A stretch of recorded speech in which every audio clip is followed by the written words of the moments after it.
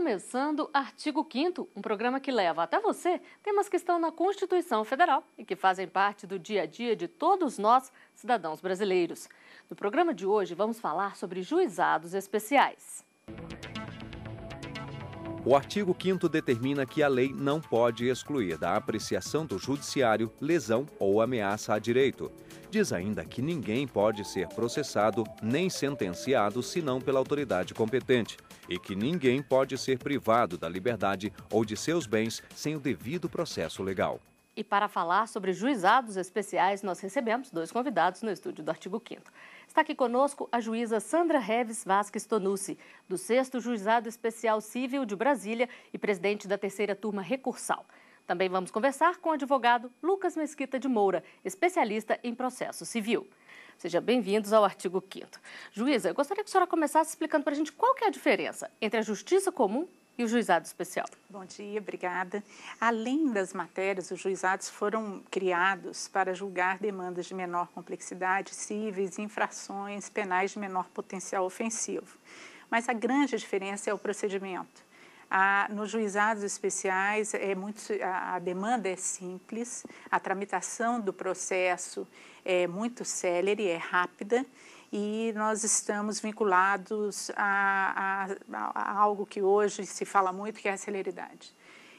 A principal diferença, acredito, da justiça comum para os juizados especiais é o número de recursos. Nos juizados especiais temos pouquíssimos recursos e na justiça comum existem inúmeros recursos e meios de impugnação que não raro retardam a prestação jurisdicional.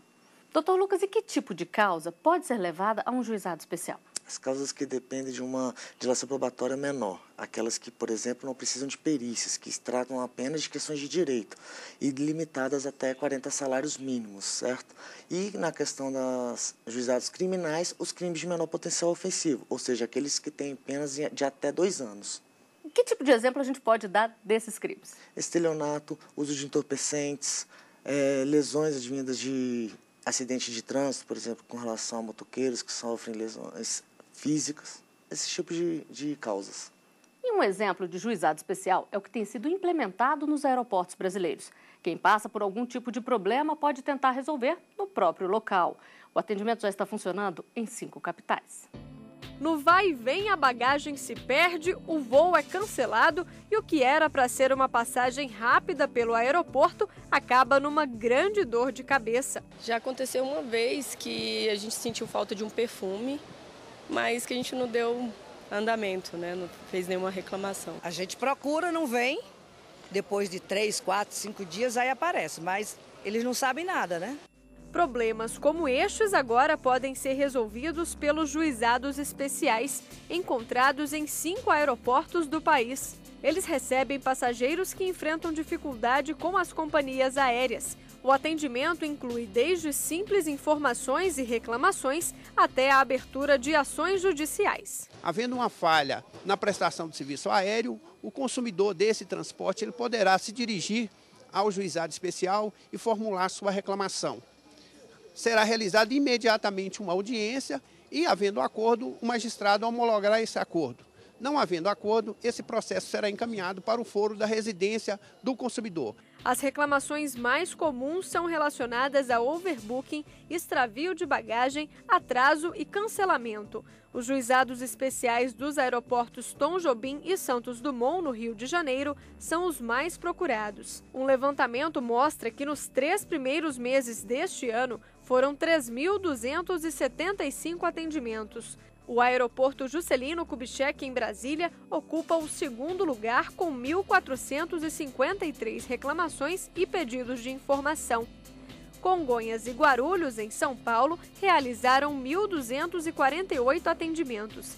E o menos procurado foi o aeroporto Marechal Rondon, em Cuiabá. No final de abril, o aeroporto de Confins, em Minas Gerais, também ganhou um juizado especial. Com essa informação que o juizado especial está aqui, isso melhora em muito as relações entre passageiros e companhias.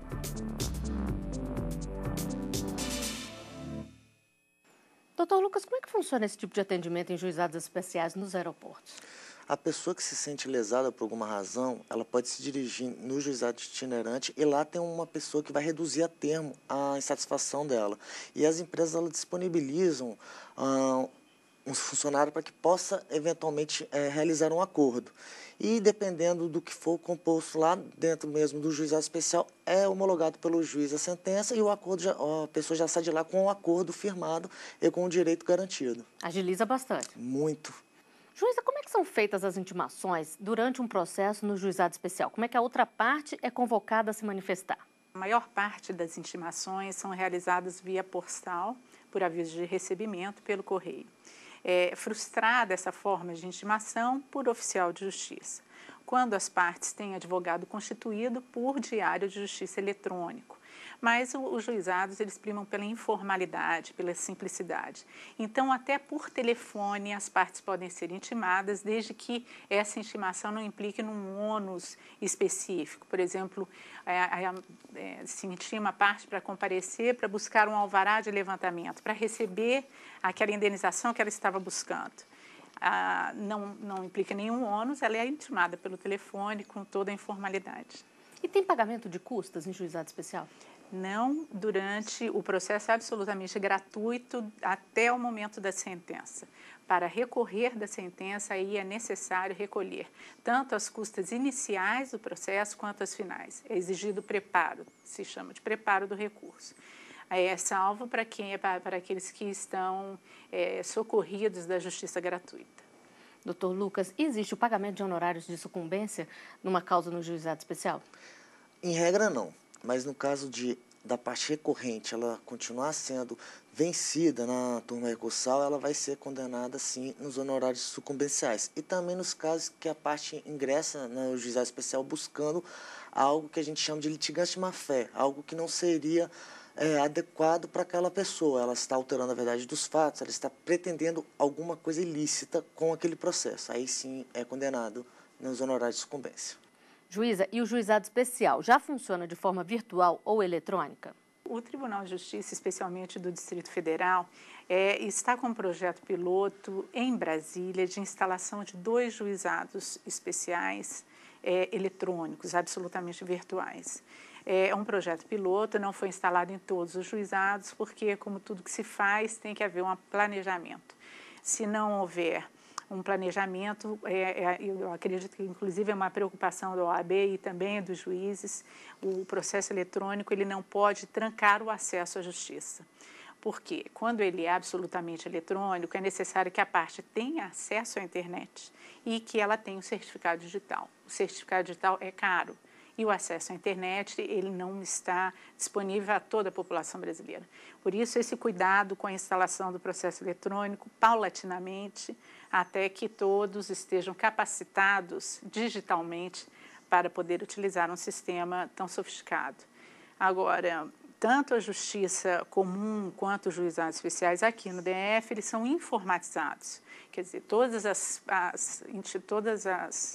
questões principais do processo estão disponíveis na internet para consulta dos advogados, das partes, dos interessados.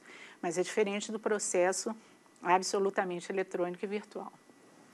E nas ruas, as pessoas querem saber mais sobre os juizados especiais. Vamos conferir.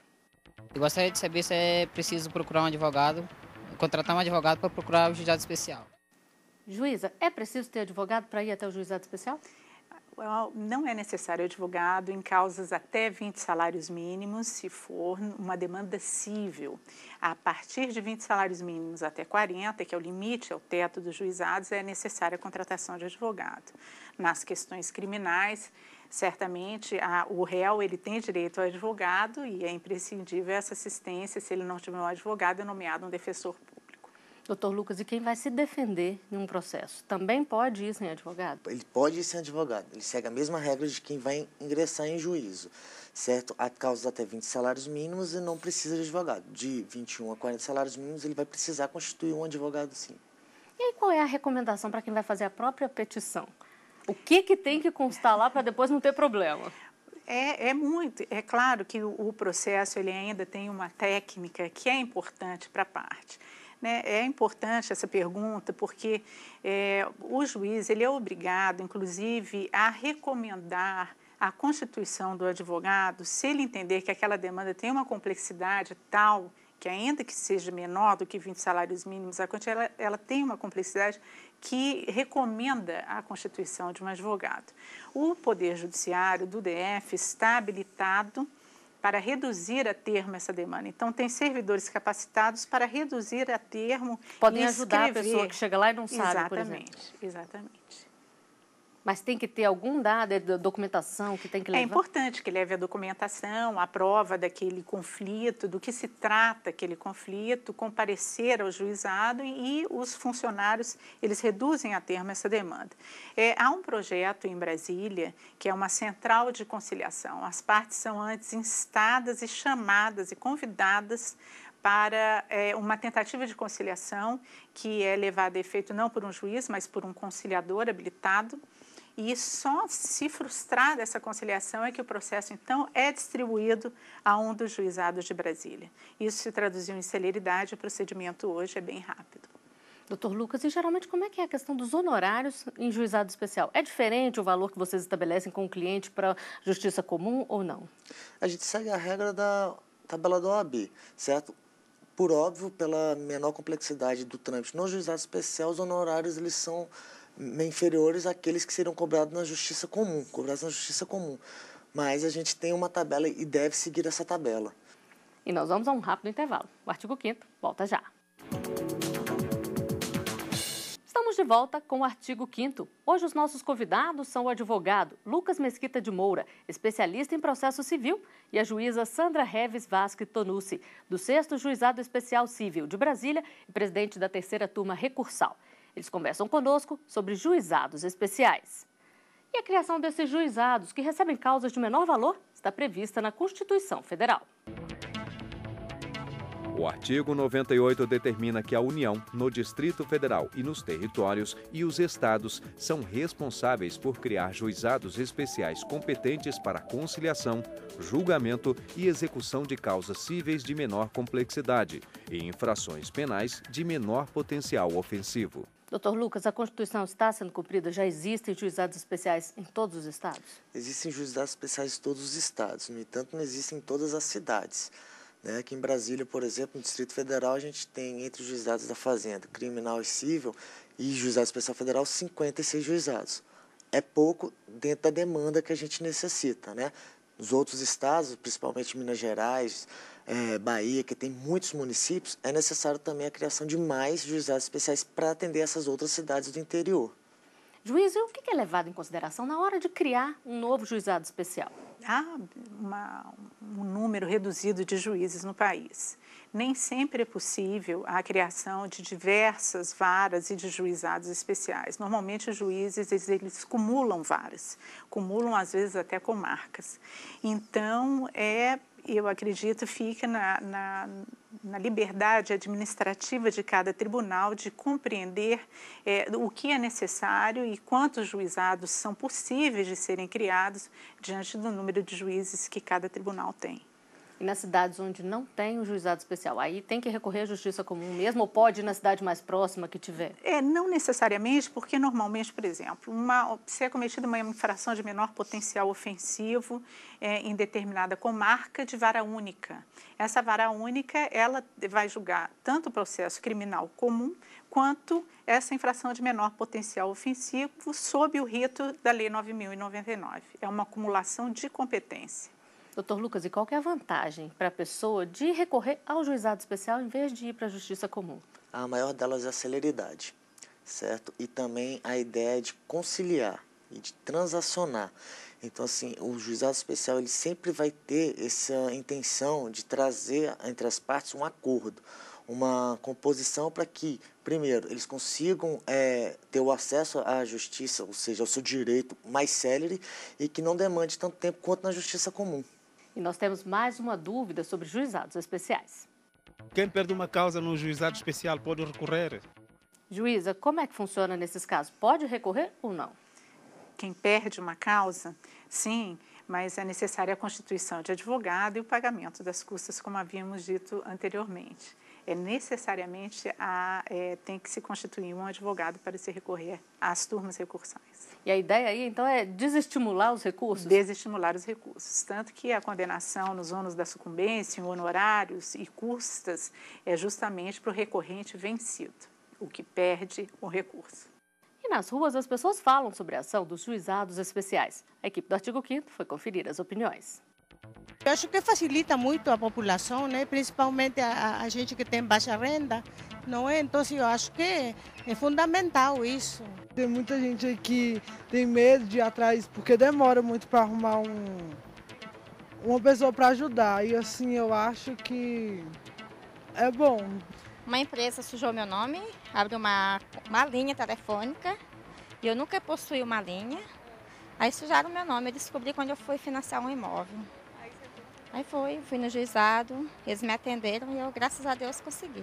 Não paguei o advogado, ganhei a causa, inclusive já recebi o dinheiro e já gastei também. Doutor Lucas, no caso dessa entrevistada, ela já recebeu e já gastou. Mas e se a pessoa não recebeu o que foi acordado ali no tribunal, ou até mesmo se a outra parte não cumprir a determinação judicial? O que acontece? Basta ela pedir ao juiz para que cumpra o acordo forçadamente. Como que isso pode acontecer? Ele pode tentar fazer uma penhora de valores, que a gente chama de penhora online, direto na conta corrente da pessoa, ou em qualquer banco por meio do convênio do Banco Central com o Judiciário. Pode também, se ela souber de existência de qualquer bem da pessoa, pode indicar esses bens e pedir para que o juiz penhore e aí leve a leilão e receba, satisfaça o crédito. Aí, nesse caso, tem que ter um advogado ou também não? Não, ela não precisa de advogado, ela pode fazer isso por ela mesma, com simples petição. Juiz, e como que é geralmente o cumprimento das sentenças estabelecidas no juizado especial? Tem um prazo ou às vezes já sai dali e tem que cumprir imediatamente?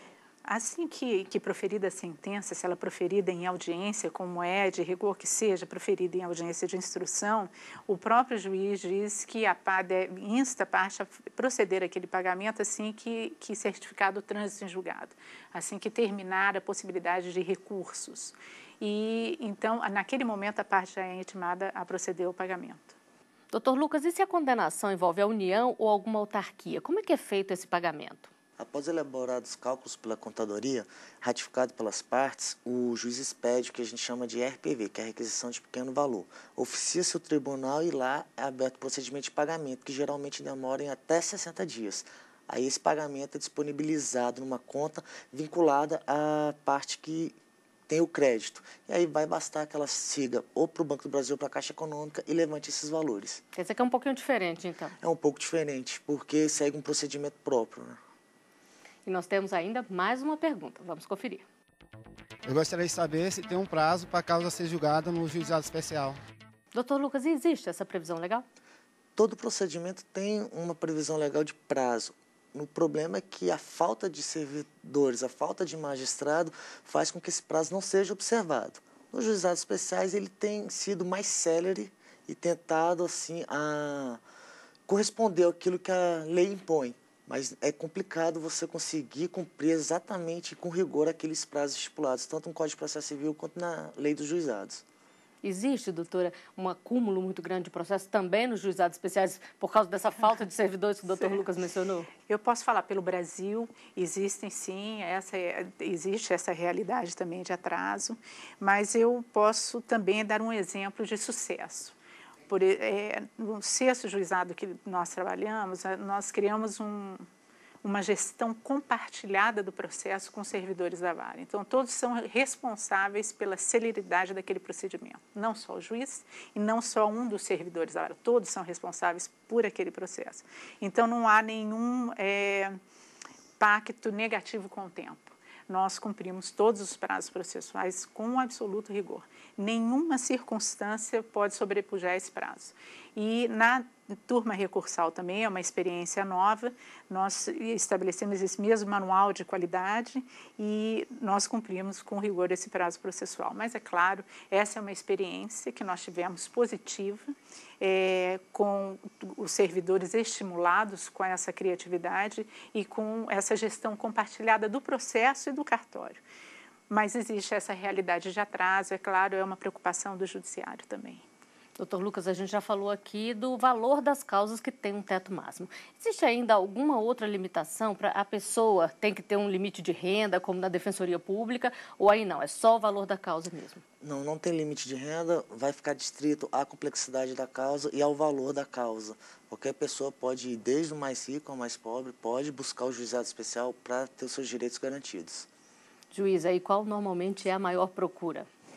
Na minha experiência, a maior procura são as relações de consumo nas causas cíveis, nas questões criminais é o uso de substância entorpecente e nas varas de fazenda pública, as questões relativas à remuneração dos servidores. Doutor Lucas, e faz diferença a pessoa ter o advogado ou não? Por exemplo, tem mais chance quem chega lá com o advogado se vai disputar uma causa com uma pessoa que não tem um advogado? A questão do direito material, ela não precisa de maiores técnicas. Ela basta a pessoa redigir e dizer os fatos que o direito material vai estar ali presente. Agora, a técnica processual, às vezes, ela obsta o direito da outra parte. Então, é interessante sempre buscar a orientação de advogado, que é o profissional que está habilitado para poder cuidar dessas questões processuais, essas técnicas processuais que muitas vezes vêm prejudicar a parte que está sem o advogado. Agora, juiz, a gente viu na reportagem no início do programa os juizados especiais em aeroportos. Existe essa segmentação também em outros setores? Existem, no Brasil, acredito que existem algumas segmentações e experiências positivas, mas existe, tudo passa por planejamento, por exemplo, aqui no Distrito Federal. Não seria, na minha opinião, interessante uma segmentação dos juizados cíveis, por exemplo, a criação de um juizado de consumidor em Brasília. Não se justificaria porque nós temos 7 juizados cíveis, as ações estão bem distribuídas e os processos têm sido julgados num tempo adequado. E a maioria das demandas tratam de relações de consumo. Se criássemos um juizado do consumidor, nós alcançaríamos o inverso do objetivo da justiça dos juizados, que é a celeridade. Então, esse juizado ficaria sobrecarregado e os demais ficariam sem muitos processos. Então, essa segmentação ela é interessante em alguns estados e exige um planejamento e um cuidado com isso, para que não se alcance o inverso do objeto final, que é se prestar uma justiça rápida e de qualidade. Doutor Lucas, agora, para garantir a rapidez, o processo é mais simplificado. Se precisar alguma perícia, por exemplo, ouvir alguma testemunha, alguma coisa, aí não é no juizado especial, teria que ser na justiça comum ou o juiz também pode pedir, as partes podem pedir? Não, elas não podem. Se houver necessidade de perícia, aí a complexidade já não é pequena, ela já tem uma complexidade maior, aí faz necessário ingressar na justiça comum. Bom, para encerrar, eu gostaria que vocês falassem um pouquinho o que pode ser feito pelo juizado especial e para o juizado especial para poder agilizar e garantir esse direito do cidadão. Doutora. Eu acredito que essa gestão compartilhada é o principal. Um manual de qualidade em cada vara, um compromisso de todos os participantes todos os atores que participam dessa prestação jurisdicional e esse compromisso sempre com a celeridade, porque não adianta uma justiça lenta, numa questão de menor complexidade, é o mesmo que injustiça. Então, eu acredito nisso, numa gestão compartilhada, liderança compartilhada, uma preocupação de jamais compactuar com nenhum atraso e seguir em frente. Doutor Lucas, e para o senhor, o que a pessoa que precisa de um juizado especial, ela pode fazer? Qual é a dica aí para a pessoa? Bom, a pessoa que precisa do juizado especial, a dica, se for sozinha, se for sem advogado, é relatar bem os fatos. Porque o juiz, olhando os fatos, verificando os fatos, ele vai aplicar o melhor direito à espécie. Acaso ela vá com o advogado vai orientá-la da melhor maneira. Mas é interessante que as partes, como os advogados, eles sempre intencionem o acordo, a transação. Porque isso é a maior característica do juizado especial, é a maior função dele. Conciliar é sempre o melhor negócio. Sempre o melhor negócio. Bom, e com essas dicas nós chegamos ao final de mais um Artigo 5º. Juíza Sandra, doutor Lucas, eu agradeço a presença de vocês aqui conosco no estúdio do Artigo 5º e lembro que você também pode fazer parte do nosso programa, mandando sugestões para o e-mail artigo5@stf.jus.br. A gente se vê na semana que vem. Até lá!